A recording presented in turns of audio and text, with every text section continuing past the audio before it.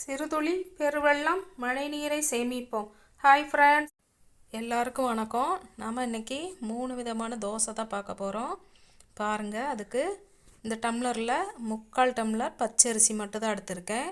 இதில் 2 table spoon உளுந்து, 1/4 teaspoon வெந்தயம் எடுத்துக்கிறேன். பாருங்கள், இதே ஸ்பூனில் 2 டேபிள் ஸ்பூன் சாதம் எடுத்துக்கலாம். இது 3 இப்போது அரிசி, வெந்தயம், உளுந்து இது 3 நல்லா சுத்தமாக 4-5 தண்ணியில் கழுகி ஊற வச்சிடலாம். ஊற வச்சுட்டு ஆட்டும்போது 3 மணி நேரம் ஊற வச்சுட்டு இதை அரைச்சிக்கிடலாம். இதை அரைக்கும்போது இந்த ஸ்பூனில் 3 ஸ்பூன் சோறு போட்டிருக்கு, அதில் சாதம் போட்டு நல்ல மையாக எந்த அளவுக்கு மையாக அரைக்க முடியுமோ அந்தளவுக்கு அரைச்சிக்கலாம். அரைச்சி ஓவர் நைட்டு இது வச்சாச்சு. இப்போ பாருங்கள், நல்லா புளிச்சிருச்சு. இதில் சோடா பொடியெல்லாம் ஒன்றுமே போடலை. பாருங்கள், நல்லா புளிச்சு வந்திருக்கு. பாருங்கள், ஐஸ்கிரீம் மாதிரி இருக்குங்களா? சூப்பராக இருக்குது மாவு. புளிக்காதவங்களுக்கு கூட இந்த மாதிரி அரைச்சி வச்சா கண்டிப்பாக புளிக்கும். இது புழுங்கரிசியெல்லாம் ஒன்றும் தேவையில்லை, பச்சரிசி மட்டுமே போதும்.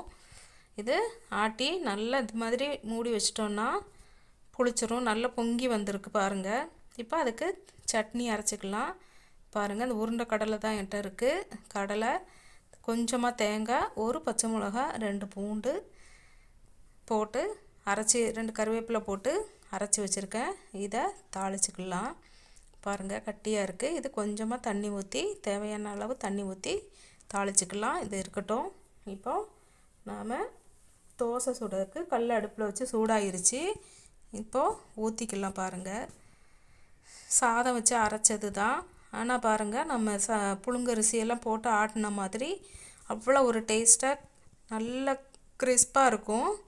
ட்ரை பண்ணி பாருங்கள். நீங்கள் இந்த சமையல் உங்களுக்கு பிடிச்சிருந்ததுன்னா லைக் பண்ணுங்கள், ஷேர் பண்ணுங்கள், சப்ஸ்கிரைப் பண்ணுங்கள். இது கிப்பி கேரளா சமையல். இது பாருங்கள், நான் கரண்டி வச்சு எடுக்கலை. அதுக்கு முன்னாடியே எப்படி தன்னாலே விட்டு வந்திருக்கு பாருங்கள். நல்லா வெந்துருச்சு, நல்ல மொறு மொறுன்னு இருக்குது. பாருங்கள் எப்படி இருக்குன்னு பாருங்கள், சூப்பராக இருக்குது. இது திருப்பி போட்ட தோசை. ஒரு பக்கம் வேக வச்சு எடுத்ததில்லை, 2 பக்கமும் வேக வச்சது. இப்போ பாருங்கள், இதிலே நாம் ஊத்தாப்பம் சுட்டுக்கலாம். எப்படின்னு பாருங்கள். இதில் நாம் முதல்ல பெரிய தோசை, கல் எந்த அளவுக்கு பெருசாக இருக்கோ அந்த அளவுக்கு கூட நம்ம ஊற்றிக்கலாம். அது ஊற்றிட்டு இது பாருங்கள், இது லைட்டாக நம்ம கரண்டி வச்சு நைஸாக தேய்ச்சி விட்டால் போதும். எல்லா பக்கமும் நல்லா தேய்ச்சி விட்டோன்னா 2 செகண்டில் 5 நிமிஷத்தில் நல்லா பொரிஞ்சிரும். நம்ம கரண்டி வச்சு எடுக்க வேண்டிய தேவையில்லை, கை வச்சு. பாருங்கள், நீங்களே பார்ப்பீங்க. இந்த சைடில் பாருங்கள், அதே தன்னால் விட்டு வந்திருக்கு. இந்த சைடில் பாருங்கள், தன்னாலே அது விட்டுருக்கு. நம்ம இப்போ கை வச்சே கூட எடுத்துக்கலாம். இப்போ நான் உங்களுக்கு எடுத்து காட்டணுங்கிறதுக்காக தான் நான் இந்த மாதிரி எடுக்கிறேன். கையிலே எடுத்துடலாம். ஒரு சைடு இங்கே மட்டும்தான் கொஞ்சம் பிடிச்சிருக்கு, பாக்கி எல்லா பக்கமும் தன்னால் விட்டுருச்சு.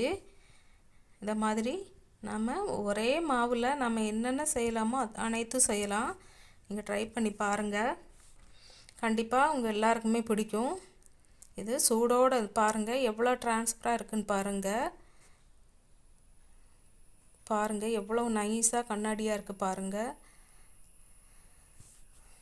இது எப்படி உங்களுக்கு தெரியுதுன்னு தெரியலை. நல்லா கிறிஸ்பாக இருக்குது. மறுபடியும் நம்ம இது ஊத்தப்பம் மாதிரி ஊற்றிக்கலாம்.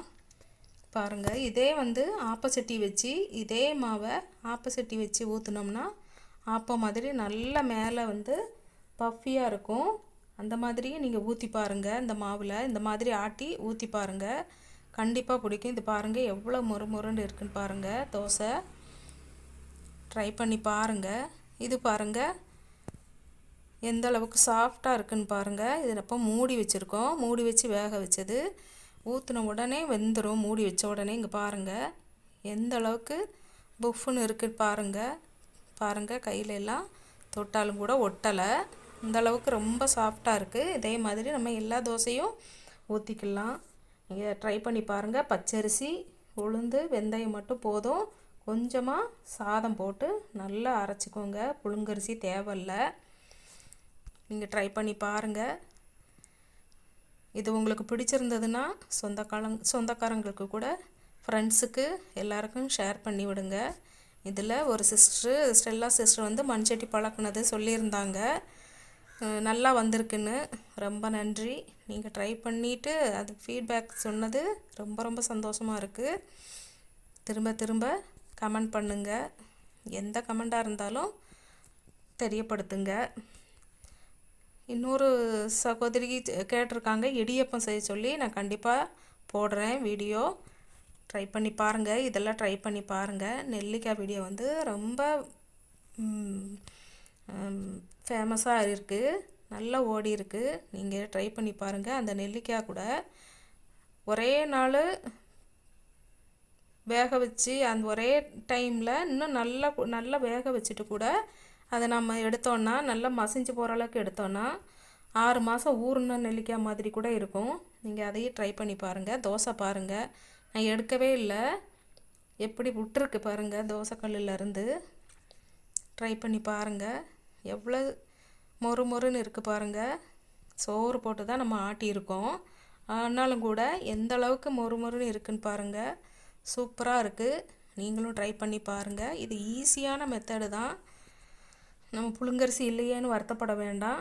கண்டிப்பாக எல்லாருக்கும் பிடிக்கும். நீங்கள் ட்ரை பண்ணி பாருங்கள். இது வரைக்கும் சப்ஸ்கிரைப் பண்ணாதவங்க சப்ஸ்கிரைப் பண்ணுங்கள். ஆளுங்கிற பெல் ஐக்கான் அமுத்துங்க. நான் போடுற வீடியோ அப்பப்போ உங்களுக்கு கிடைக்கும். கண்டிப்பாக ட்ரை பண்ணி பாருங்கள். இதுலேயே 3 விதமான தோசை சுட்டிருக்கோம். ஊத்தப்பம் ஒன்று பாருங்கள், சட்னி தாளித்து வச்சுருக்கு. தோசை பாருங்கள் எந்த அளவுக்கு கிறிஸ்பாக இருக்குன்னு பாருங்கள். நம்ம இஷ்டம்தான். நம்ம எப்படி வேணாலும் நாம் செய்யலாம். அது நம்மளோட திறமை தான். இந்த மாதிரி நீங்கள் கண்டிப்பாக செஞ்சு பாருங்கள். புழுங்கரிசி இல்லைன்னு தோசை செய்யாமல் இருக்காதீங்க. ட்ரை பண்ணி பாருங்கள். எல்லாருக்கும் கண்டிப்பாக பிடிக்கும்னு நினைக்கிறேன். பாருங்கள் ஊத்தப்பம் பாருங்கள் எந்த அளவுக்கு சாஃப்டாக இருக்குது பாருங்கள். நீங்களும் எல்லோரும் ட்ரை பண்ணி பாருங்கள். கண்டிப்பாக அவங்க எல்லாருக்கும் பிடிக்கும். இது வரைக்கும் சப்போர்ட் பண்ண எல்லாருக்கும் ரொம்ப ரொம்ப நன்றி. ரொம்ப சந்தோஷம். எல்லாரும் மறக்காமல் வீடியோவை கண்டிப்பாக பாருங்கள். விடாமல் வீடியோ பார்த்துட்டு அதுக்குள்ளே கமெண்ட்டை தெரியப்படுத்துங்க. பாருங்கள் சட்னியெல்லாம் சூப்பராக இருக்குது. ட்ரை பண்ணி பாருங்கள். நன்றி, வணக்கம்.